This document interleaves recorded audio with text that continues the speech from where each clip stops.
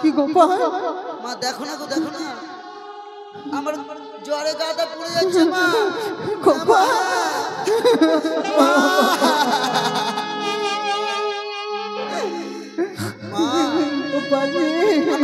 আমাকে একটু ওষুধ দাও না মা আমি খাই মা দাও না মা না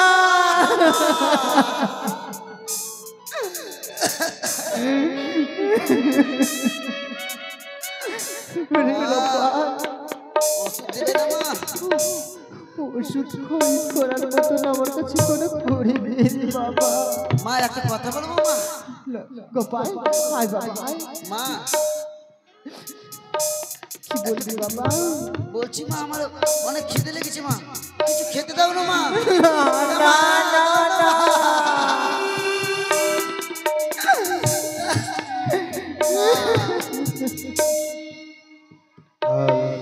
তোর খিদে পেয়েছি বাবা খেতে না মা খেতে না খিদে পেয়েছি না মা না আর আমি খেতে চাইবো না মা একটা কথা বলি মা কি লাগা বলছি আমাকে এক গ্লাস জল দেবে মা জল খেয়ে আমি সারা রাত পার করে দেবো মা আর খেতে চাইবো না মা দাও না মা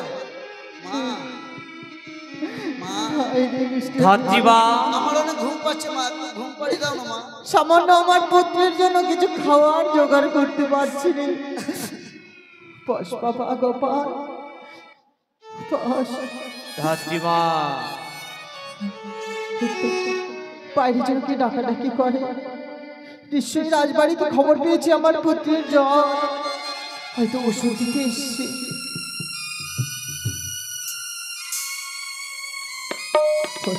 ধাত্রীমা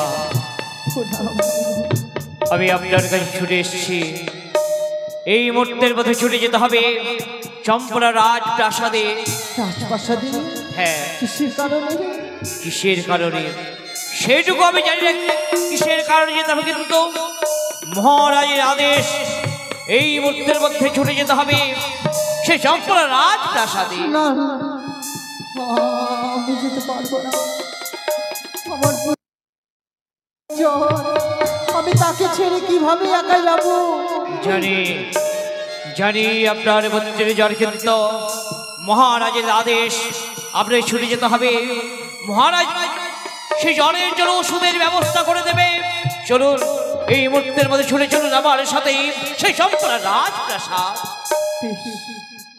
আপনি কিছুক্ষণ দাঁড়ান বেশ কোপা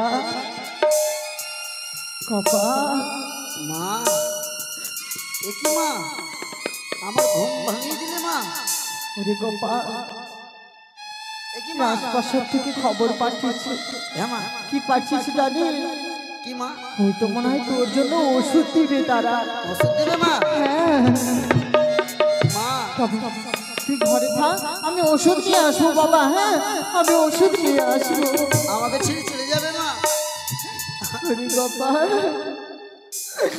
মা ওইভাবে কান্না করিস রে বাবা আর কাঁদবো না মা আমি আর কাঁদবো না মা যাও মা যাও বাবা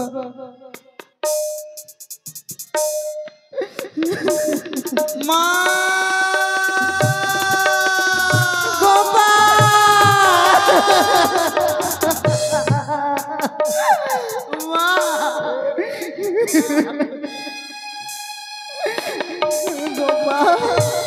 না মা না না মা আর আমি কাঁদবো না মা যাও মা যাও ডাকিস রে বাবা পিছন ফিরে ডাকিস রে পিছন ফিরে ডাকলে গেলে যে অমঙ্গল হয় ডাকিস নি আমার পিছন ফিরে মা গোপাল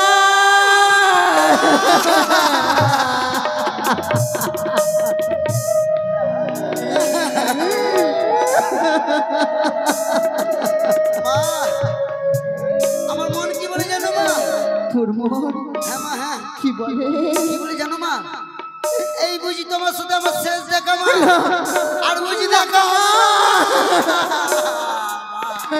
না গোপাল না আমার কথা বলিস নি বাবা আমার কথা বলতে নেই আর আমি কান্না করবো না মা যাও মা যাও, বিলম্ব করবে না মা, যাও।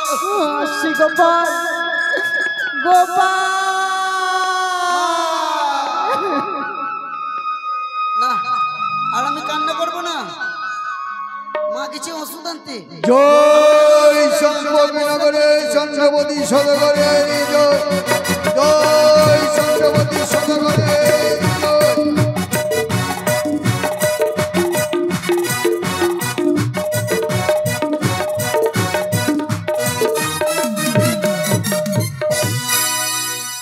এখনো ফিরে আসলো না সেনাপতি। তবে কি ওই মায়ের বাড়ি যাই ফিরে এসেছি মহারাজ, ফিরে এসেছি। এসেছো? হ্যাঁ, কোথায় সেই ধানখানা? এই যে সর্বমুখে ধাত্রী বা।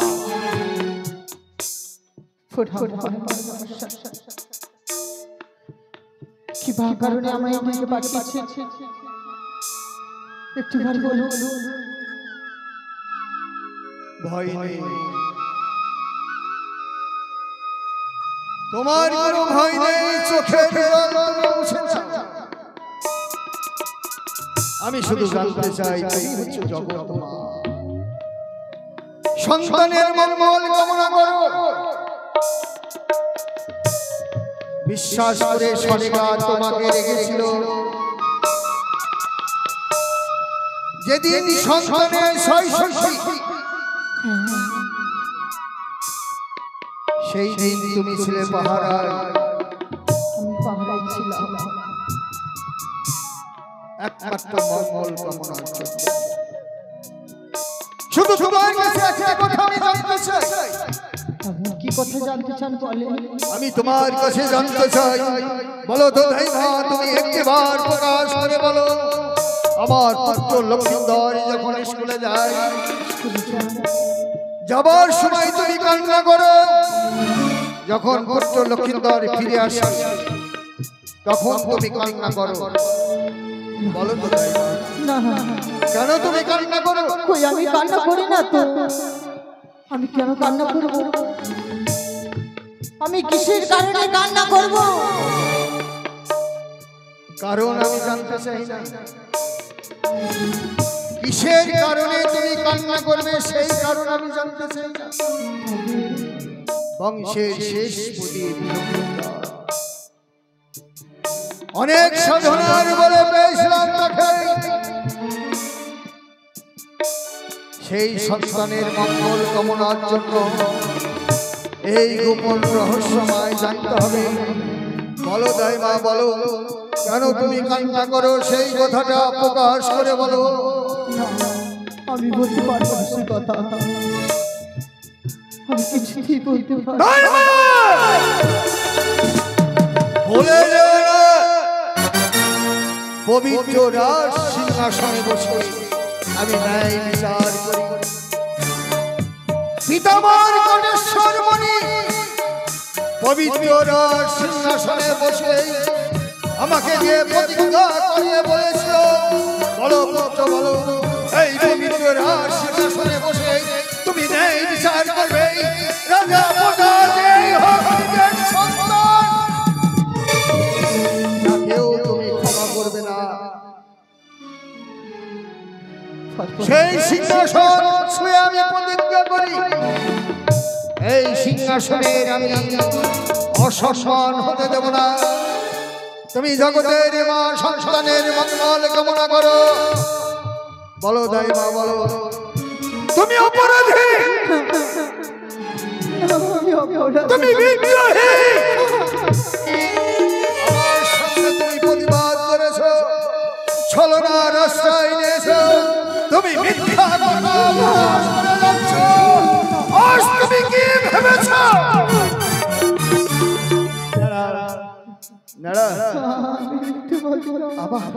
আমার মাথা ঠিক নেই, সন্তানের মঙ্গল কামনার জন্য একটিবার তুই বুঝে বল, যদি তোর কাছে সেই গোপন রহস্য মাগো। তুমি তো জগতেরই মা। ওই আমার ওই দাদু ভাইটা কয়েকদিন ধরে খায়নি, কি যে কিন্তু রহস্য আছে বিশাল প্রতিজ্ঞা করেছে মা, এই গুপ্ত রহস্য যতক্ষণ না জানবে ততক্ষণই ওই ভাইটা নাকে মারা যাবে। তোমাকে ভালো হবে মা।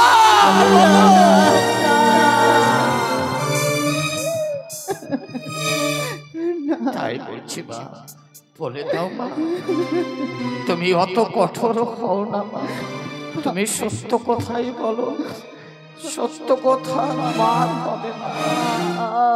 আমাকে ক্ষমা করবেন, কিছুতেই বলবে না? আমি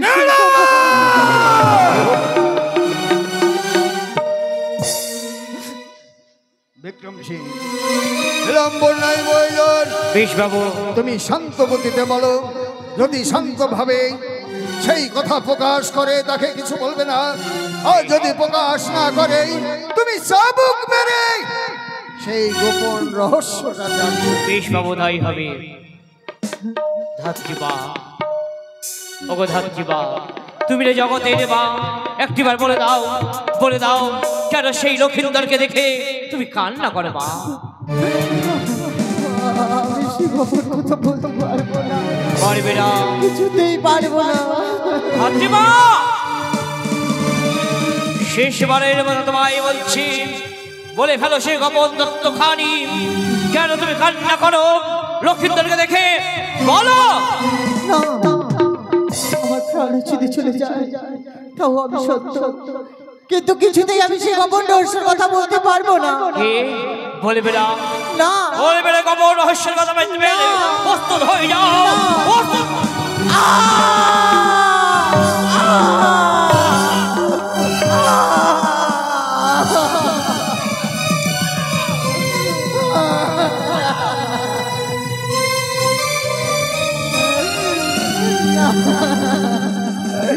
বলবে কিনা? বলবে না, বলবে না গোপন।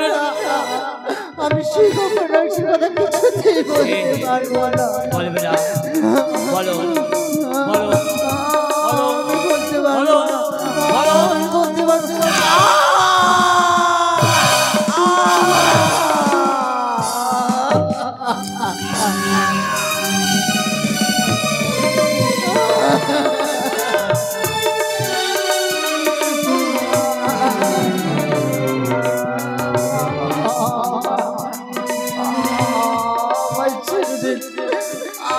বলবে না, বলবে, তুমি বলবে। তোমার সন্তান গোপাল, বংশের প্রদীপ আমার লক্ষ্মীন্দর, আমার লক্ষ্মীন্দরের মঙ্গল কামনার জন্য প্রয়োজন হলে তোমার সন্তানকে আমি কলর শেষ করে দেব। আমার গোপাল কিছু করবে না, বলো, সেই গোপন কথা তুমি বলো। আমি কিছুতেই বলতে পারবো না। সেনাপতি, হে বাবু, নিয়ে এসো ধাত্রীমার সন্তান গোপালকে, তুমি নিয়ে এসো। বেশ, আমি শুনে গেলাম, এবার গোপালকে নিয়ে আসবো, তবে দেখবো তোমার সন্তানকে তোমার চোখের সামনে আজ আমি নিজে হাতে শেষ করব, আমি শেষ করব। বাবা। গোপাল, তুই এখানে আসলি কেন বাবা?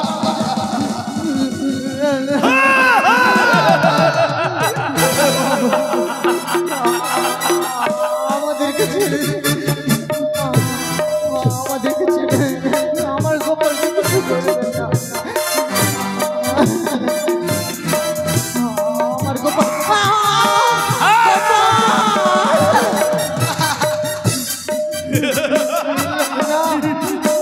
না, গোপাল,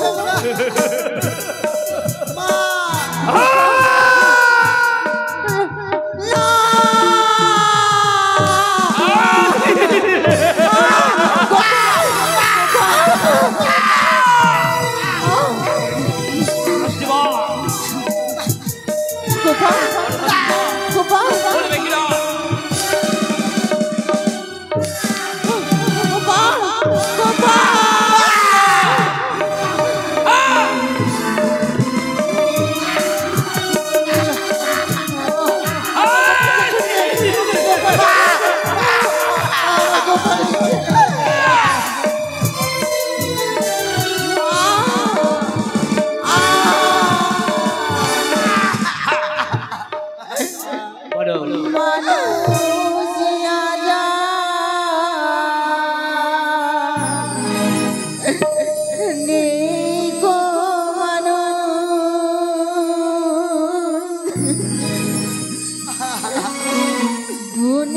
দুনিয়াটা শুধু সারিতে ও সাথে চলো চলো রাজি ভাই বোন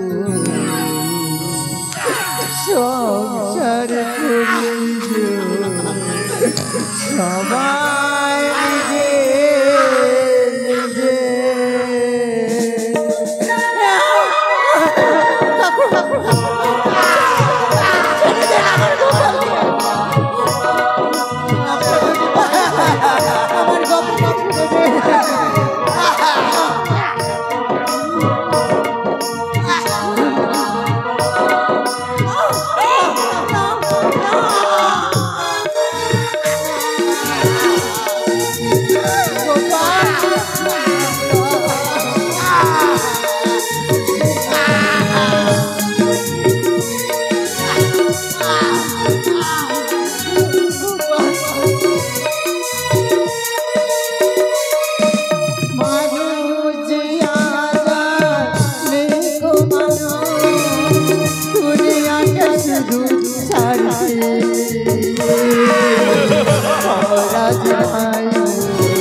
সংসার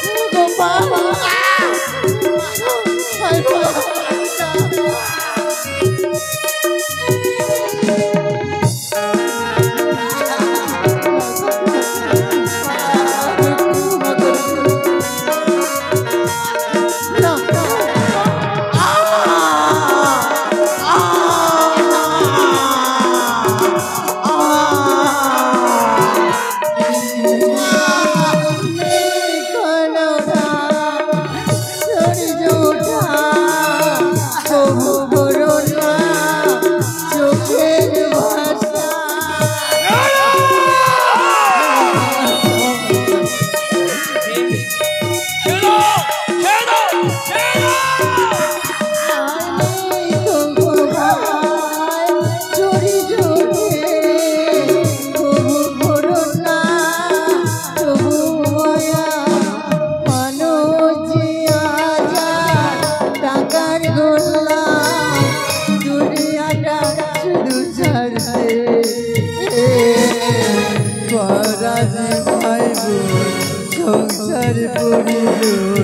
সবাই সবাই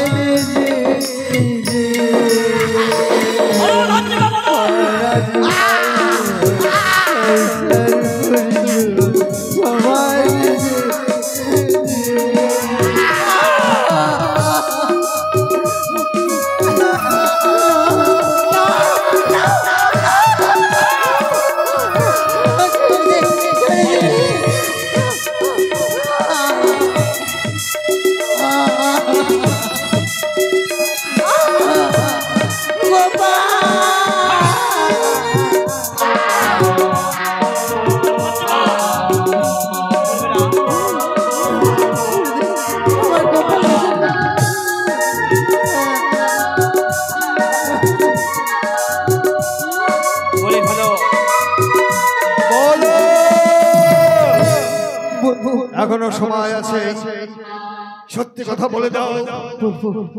সেই গোপন কথা বলবো, আমি সেই গোপন কথা বলবো, তবে আমায় একটি কথা দিতে হবে।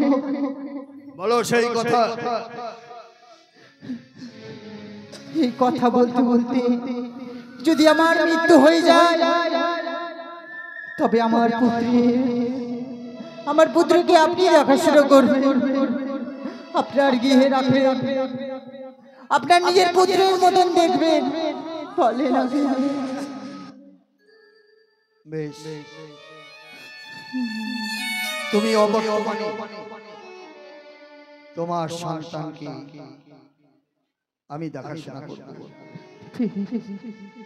বলো সেই গোপন কথা। বলবো সেই গোপন কথা। সেদিন আতর ঘরে নিশি যাপন করতেছিলাম আমি, সে দুয়ারের মাঝে হঠাৎ করে বিধাতার সাথে দেখা। কি বলে? বলো। তারপর বিধাতা পুরুষ, তার সঙ্গে তোমার দেখা। তুমি সত্যি বলছো? হ্যাঁ, আমি সত্যি বলছি বাবু। বিধাতাকে তুমি নিজে দেখেছো? আমি নিজ নয়নে দেখেছি। তারপর সেই বিধাতা কি বলেছে? কি বলছি জানো? হ্যাঁ বলো। সেই বিধাতা আপনার পুত্রের লালাটে লেখন লিখতে এসেছিল।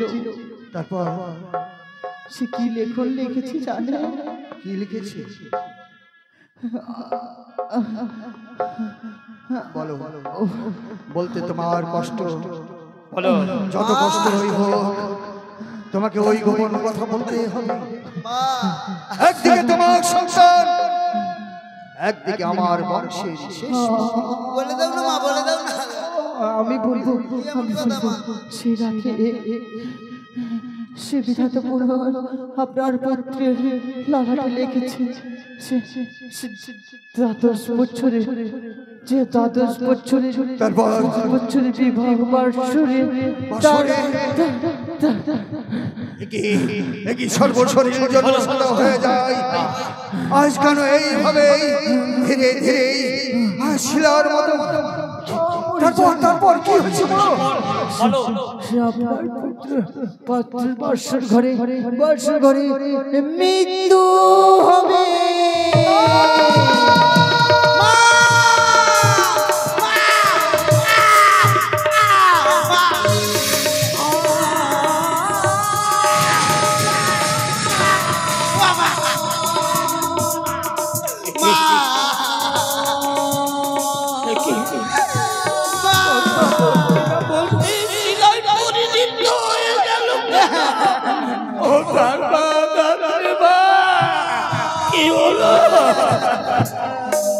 বাবু, বলো না বাবু, বলো না মাকে একবার কথা বলতে। বাবু, গোপাল, বাবু, গোপাল, বাবু, জানি না নিষ্ঠুর নিয়তি কি খেলাই না খেলেছে। একদিকে বংশের শেষ প্রদীপ লক্ষ্মীন্দর মঙ্গল কামনার জন্য সত্যি কথা শুনতে গিয়ে শিলায় পরিণত হয়েছে দাইমা। বাবু, ওরে গোপাল, তোর মামা কি বলেছিল? কি বাবু? ভবিষ্যৎ যদি আমার মৃত্যু হয়, আমার গোপালের দায়িত্ব নেবে। বাবু, আমি দায়িত্ব নেব। আমি তোকে দেব আমার এই চম্পক নগরের বিষয় সম্পত্তি। না বাবু না, আমি চাই না বাবু। তোর মায়ের সৎবাস করতে হবে, নিয়ে যেতে হবে শ্মশানে। হ্যাঁ বাবু, হ্যাঁ। নেড়া সেনাপতি, হ্যাঁ বাবু বলুন। নিয়ে এসো লোকজন সঙ্গে করে শ্মশানে নিয়ে যেতে হবে। না, কেউ হাত দেবে না। আপনারা মানুষ না, কে বলে আপনারা রাজা? আপনি বেঈমান, আপনি বিশ্বাসঘাতক। বাবু, একটা কথা বলবো বাবু? আপনার কাছে একটা জিনিস চাই বাবু, দিবেন? একবার বলেন না বাবু, বলেন না। আমার মাকে গোপাল করে ডাকতে বলেন না বাবু। একবার বলেন। তোর মা তোকে আর গোপাল বলে ডাকবে না বাবা। আপনাদের কিছু নেব না বাবু। কি বললে? হ্যাঁ বাবু, হ্যাঁ। এই পাপের পয়সায় যদি আমার মায়ের সৎকার করি, আমার মায়ের আত্মা শান্তি পাবে না বাবু। তোর কারণে বাবু আমি ভিক্ষে করে আমার মায়ের সৎকার ওরে করব। গোপাল, হ্যাঁ বাবু, হ্যাঁ। বয়সে ছোট হলেও তুই সংস্কার করেছিস। আজ যদি আমার সন্তানের মঙ্গল কামনার জন্য এই গোপন কথা যদি আমি না জানতাম, হয়তো তোর মায়ের মৃত্যু হতো না। সত্যি আমি পাপ করেছি না জেনে না শুনে। আমার সন্তানের মঙ্গল কামনার জন্য তোর মা যে কথা গোপন করে রেখেছে, আমার এই চমচম নগরী কেউ জানে না। আই বাবা, অভিমান না করে আমি তোকে সৎ কাজের টাকা দিচ্ছি। না বাবু না, আমি ওই টাকা নেব না বাবু। দরকার হয় মায়েদের পায়ে ধরবো হাতে ধরে, আমি ভিক্ষে করে মায়ের সৎকার করবো। গোপাল তাও আমি তোমাদের টাকা দেব না বাবু।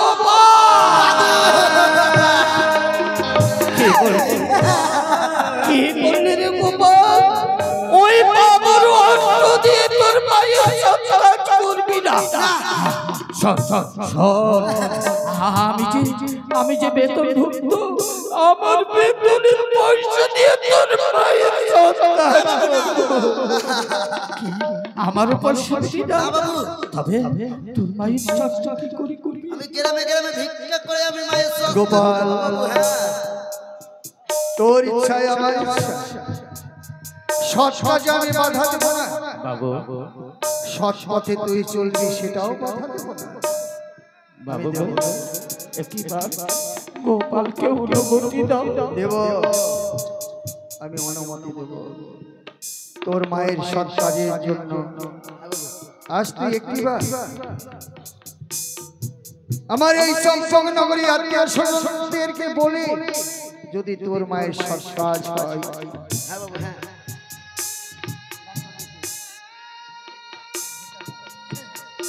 ওগো মায়েরা বাবারা, কিছু করে আমাকে ভিক্ষা দাও না গো। ওই আমায় ভিক্ষা দাও, নগর মাসে পিসি ভিক্ষা দাও আমায় ভিক্ষা দাও,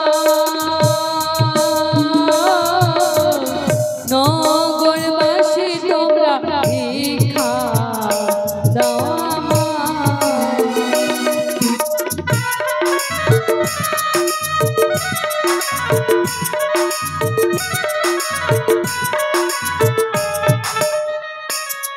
তাই দেখুন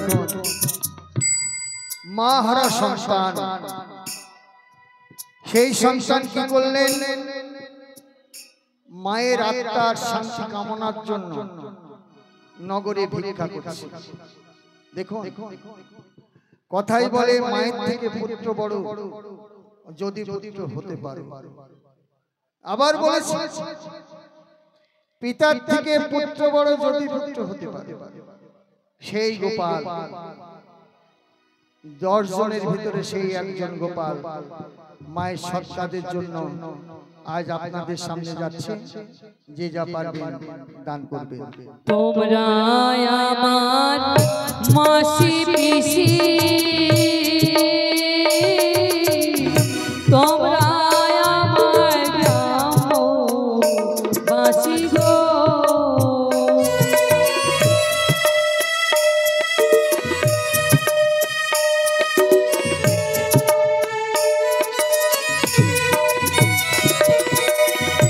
তোমরা আমার মাতা পিতা, তোমরা আমার ধরিবে দাদা গো, ও গো দুটি চাটি ভিক্ষা দিলে আমার মায়ের সৎকার করব গো,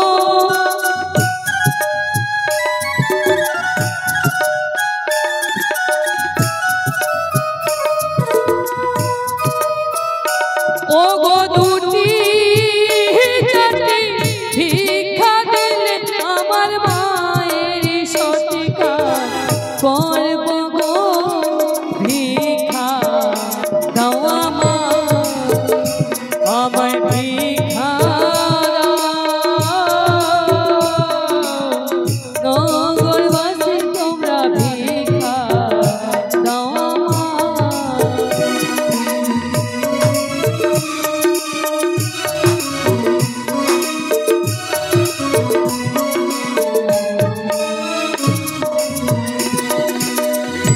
হায় রে আমার দারুণ বিধি, মাছের চলে গেল গো,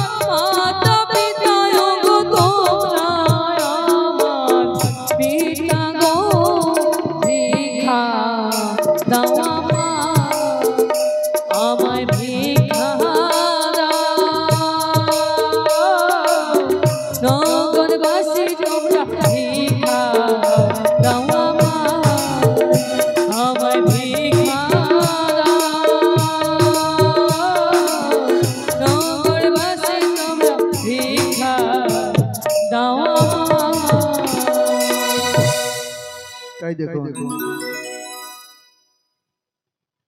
ধাত্রী মায়ের আত্মা শান্তি কামনার জন্য আজ গোপাল ভিক্ষা করে নিয়ে এসেছে। আজকের মতো গান আমরা এখানেই রাখছি। আগামীকাল গোসাঘর থেকে শুরু হবে বাজার অবধি। পশুদিন দিয়ে রইল আমাদের নেমন্তন্ন, আপনারা সকলে আসবেন। আজকের মতো মায়ের গুণগান এখানেই। তাই সকলে এই চম্পক নগরে যত রয়েছে আত্মীয় স্বজন জ্ঞাতি বন্ধু এসে আজ দৈবার কাছে দিল দর্শন।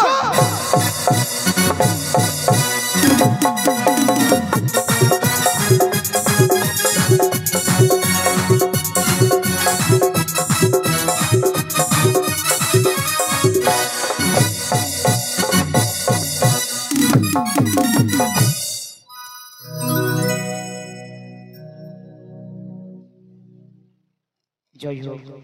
আজকে গান আমাদের এখানে সমাপ্ত।